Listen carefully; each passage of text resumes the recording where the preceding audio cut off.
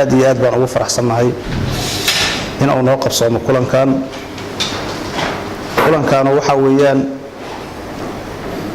waa dib u eegista dastuurka dowrka ay ku leeyihiin bulshada rayidka ay ku leedahay marka bulshadii rayidka ahayd oo dhammaan ka timid degmooyinkii galmudug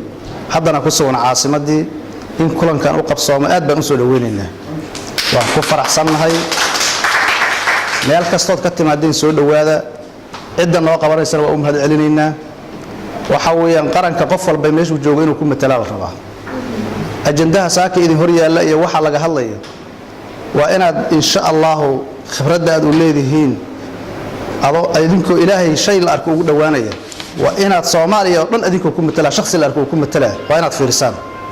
waxa halkan laga qaado iyo waxa meelaha kale laga keeno intaba waa la isku darayaa wixii ka soo baxo nuxur la bixi doona hadii la yiraahdo aad iyo aad baan ugu hambalyeynaa galmudug waa hormartay caasimadeedii baan ku sugannahay insha Allah mar dhow xukuumadeedii ayaa noo dhismi doonta sida madaxda sare noo ballan qaadeen ka bacdina oo caafimaad ku soo dhawaada wabillahi tawfiiq wa salaamu alaykum wa rahmatullahi wa barakatuh